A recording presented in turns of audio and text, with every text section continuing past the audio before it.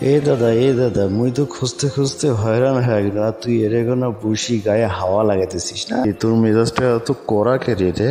ওটা মারা খায় আসছিস নাকি? আচ্ছা হোক, এনে বস, নাস্তা কর। না মুই বসবে না, নাস্তা খাওয়ার না। আচ্ছা তুই মুখ কত, মুই কালকে ঢাকাত গেছনু তাই এক লোক মুখ জিজ্ঞেস করছি ভাই বাড়ি কোথায়। তো মুই কইছে যে মোর বাড়ি রংপুর। তো মুখ আর কি কয় জানিস, কয় মফিজ এলাকার লোক আসছে রে। আচ্ছা দাদা, মুই এতে তো শরমে বাঁচো না। কেন আমাকে মফিজ কয়? বোকার নাতি, শালার ভাই শালা বোকার নাতি। আরে তোরে মফিজ কইছিস তাতে কি হয়েছে? এতে তো শরম পাওয়ার কিছু না রে। মফিজ কইছিস তো তোর গৌরব। মফিজ শব্দের অর্থ জানিস রে? মফিজ মানে কি? হ্যাঁ, আরে শালা জানো না দেখি তো বোকার মতো ওর থেকে ঘুরিয়ে এসছো। মোর যদি জানা থাকিলে তাতে মুই জবাব দিন হয়। আচ্ছা কলা তুই ক, মফিজ মানে কি আর মফিজের অর্থ কি, আর কেনে বা হামাগুলো মফিজ কয়? তাহলে অনেক দিন আগের কথা, উত্তরবঙ্গ থেকে কয়েকটি বাস গাড়ি ঢাকা টু রংপুর চলাচল করে।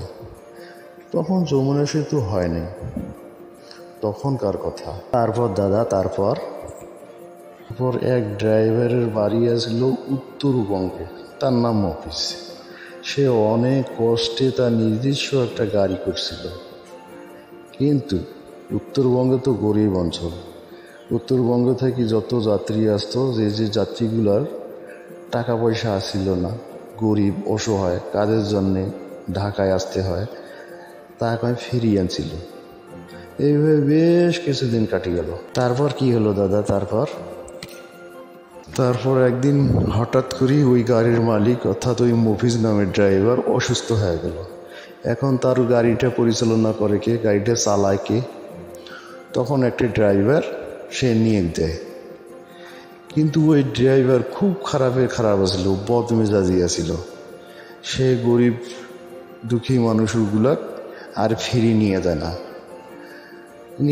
এইভাবে কয়েকদিন কাটি যায়। তারপর ওই মফিজ জানতে পারে যে না, ওর এই ফ্রি সার্ভিসটা ওর ড্রাইভার বন্ধ করে দেয়। তো মজার ঘটনা। তারপর কি হয় দাদা?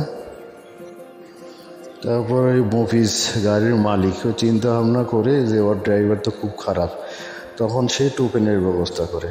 এই টোকেন গরিব যাত্রীরা মফিজের কাছ থেকে টোকেন নিয়ে আসিয়ে গাড়িতে ওঠে।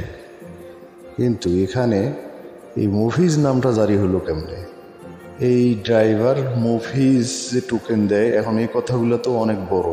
তখন এই গাড়ির ড্রাইভার ওর হেল্পারক বলে যে মফিজ কয়জন, অর্থাৎ মফিজের কাছ থেকে টোকেন নিয়ে আসছে কয়জন। এই কথাটার অর্থ হচ্ছে মফিজ কয়জন, বুঝছিস? এই জন্য মানুষ মফিজ বলে। দাদা মফিজ শব্দের অর্থ তো খারাপ কিছু না। মফিজ শব্দের অর্থ তো তাহলে তো বোঝা যায় যে পরোপকারী অথবা দয়ালু।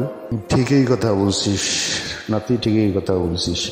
এখন তুই বুঝ মফিজ শব্দের অর্থ কি।